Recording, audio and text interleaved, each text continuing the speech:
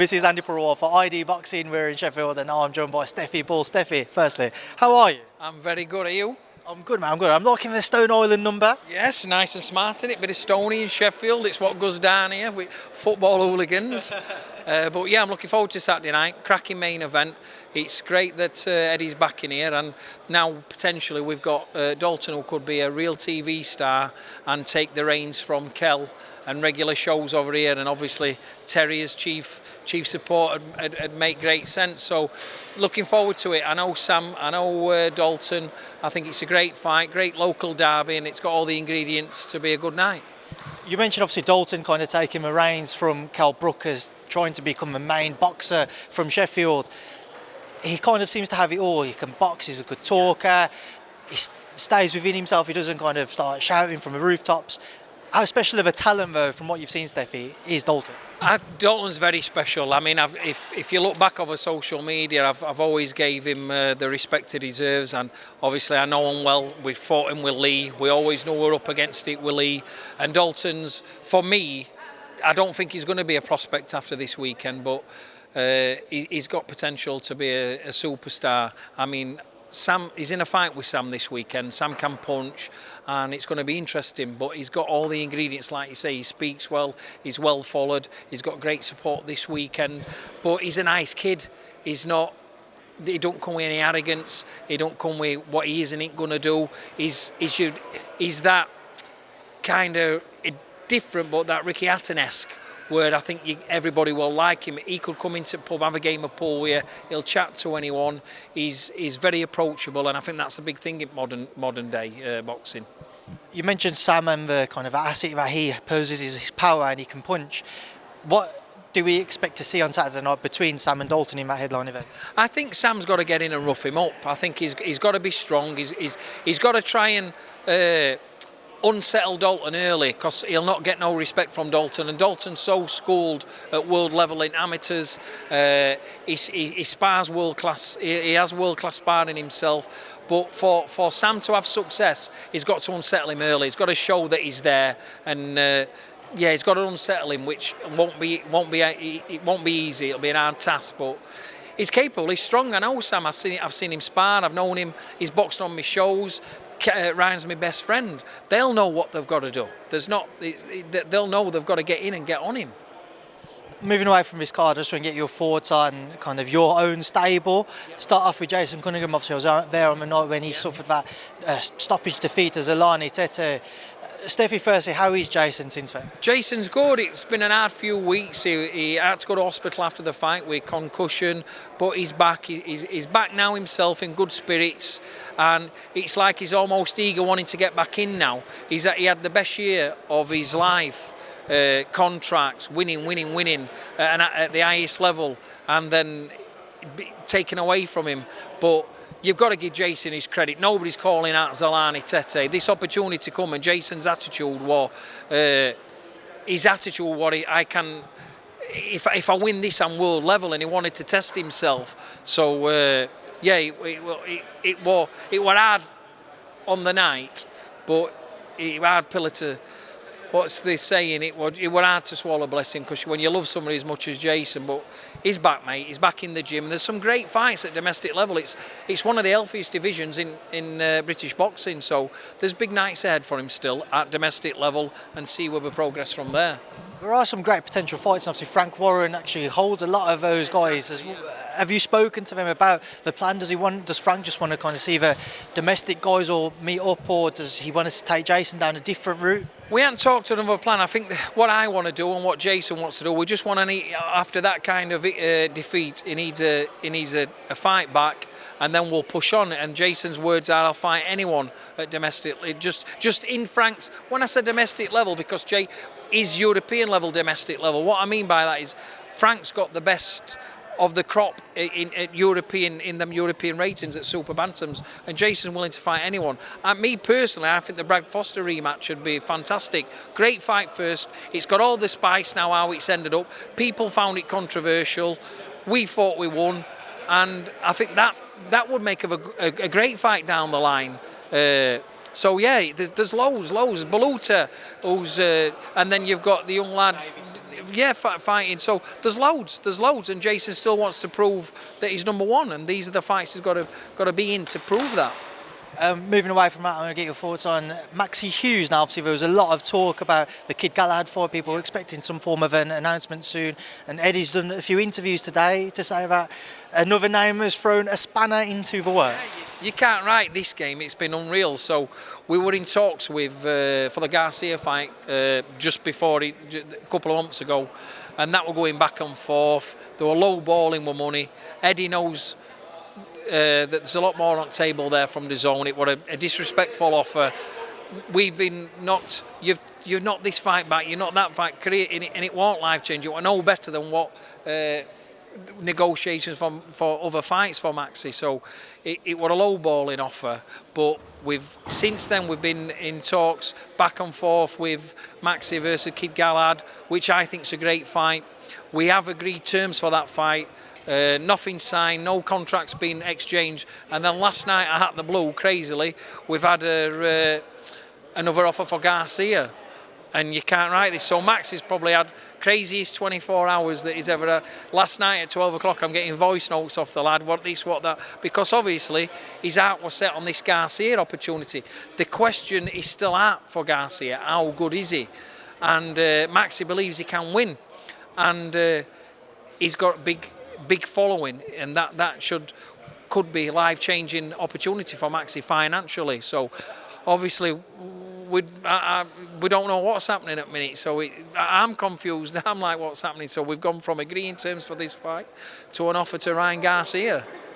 So where do things actually currently stand as far as you're aware? So the Galahad fight's just agreed, it's ready to go, but just not effectively signed on that dotted line yet? It's been back and forth of this situation, but obviously this is where we're at. It's obvious that we want the Garcia fight. Who wouldn't want that fight? That was the fight we were in talks with. It feels like it was taken away from Maxi. They went down another route, but now it's just out the blue. Last night we've been given another second opportunity in a lifeline, and Maxi's heart is set on this Garcia fight. Absolute set on. We spoke with Eddie. Maxi spoke with Eddie. They agree it's a great opportunity. So the next 12 hours or so, America's a bit different in time, so we might get some movement today, because if not, if it don't happen fast, we have agreed terms to fight, Barry. Do you guys have a cut-off point? And also, when you look at Maxi, because he's had his heart set on that fight for such a long time, even when it wasn't looking likely, how disappointed do you think he would be if it was to fall through the cracks once again? If that happened again, he might be on lookout for a new manager and a new promotional company. But yeah, in all honesty, I think it'd take be an hard one to come back from that with Maxi. He'd be wounded. So, yeah, I mean, listen, the Barry fight's there. That's there, and it is a good fight. But what do you do? Do you know what I mean? It's a no-brainer. This is massive. So we've Matchroom know what we want to do. They agree with us. So let's see what happens over the next couple of days. From your understanding, Stefy, is there anybody else who Ryan Garcia is considering? I ain't got a clue. It was just Ryan Garcia personally messaged Maxi himself direct through the night saying, look, we've got this fight, do you want it? I know we've offered it you before, but just let me know. And it wasn't just that, then there were a double message, let me know, question mark. I mean, I've shown you the message. So let's see. Max is up for it. Garcia's asking him for it. Let's get the fight done. Hopefully we can see Maxi get that big fight that he's been craving for so long. Just away from him, just a word as well on Terri Harper and Raven Chapman. Start off with Terri. How's she doing? When can we expect the announcement? Well, the official announcement should be, we were told it was going to be this week, but it's gone on that long now. So terms have been agreed for Terri to fight Anna Rankin. She will be going up. It's actually 3 weight divisions from 135 our last fight, but from being a world champion at 130, it's 4 weight divisions. So listen, it's a great opportunity, and when you've been around female boxing this long, financially, there's a big difference between world-class, world title fights than fighting in your standard 10-rounders. Everything else is tied up. If you're not having an opportunity at Katie at 135, 140 undisputeds all tied up, Jessica McCaskill's 147 and pushing for other things. This was only option available, or potentially to become a two-weight world champion. So Terri being Terri, she's never ever declined a fight. When we talked about it with Matchroom, we jumped at it with both hands. It's not an easy task, and it is a big. We respect her. She's a solid champion. This is not no vacant title. We're going up 4 weight divisions to fight a world champion. So very excited about it, and I think it's got potential to be a cracking fight. Stefy, we saw Tasha Jonas step up through the weight divisions when she won a world title at 154, similar amount as to what Terri is doing now. But when you look at kind of Hannah Rankin, she's a much more established fighter as opposed to the one that Tasha Jonas had fought with, no discrediting her.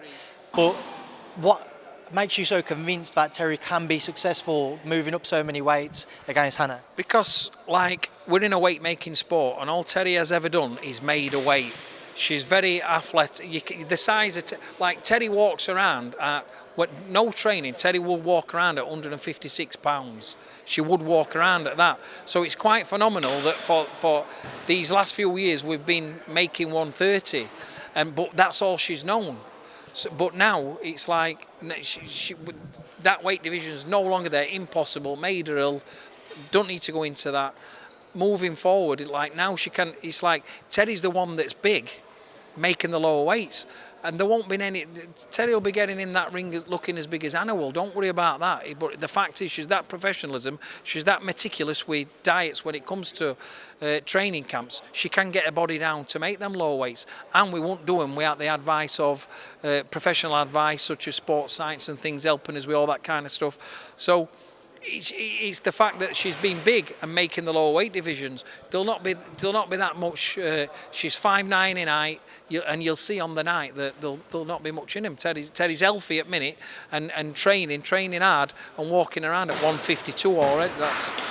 It's. I don't think I'm that much in it. I won't be doing it if we didn't think it could be done. So it's we're up for the challenge, and that's what's happening. Provided Terry's successful, then when that one gets announced, does that set up an even bigger fight with Tasha Jonas as a potential unification, or is it not as big because they're not fighting at a weight you would have thought a rematch could have taken place maybe a couple of fights ago? Yeah, I think that fight's a massive fight, isn't it? Imagine Terri beating Hannah, and you've got a unification fight with the history of such a great fight. The first fight ran years ago, now rival promotional companies. I think that fight can... Listen, that fight could be massive with no world title fight on the line, just them two fighting. It was that much of a good fight. Everybody's got opinions on who fought the one and what happened, but the facts are that set the bar for female boxing, and you've been getting great fights ever since. We demand that quality of fight. You as a fan, me as a promoter, and even a manager, trainer, that's the level that you've got to be at. That set the bar. So that was the one. It was the first British all-female world title fight. I think that would have all the ingredients could definitely be done again. We've never shied away from that. People misinterpret what happened there, but that fight's there, and if it happens, yeah, it would be interested in that, definitely.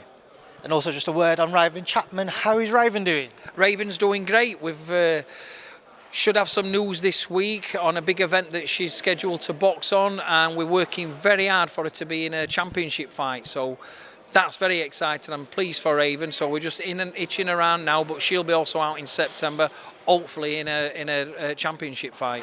Stefy, we'll leave it there because I can hear your phone going off, and I don't want it to be either Maxi or something to do with that fight, so I'll leave you to kind of go and deal with that. I appreciate your time as always. Thank you for speaking to me in ID Boxing. Cheers, thank you, pal.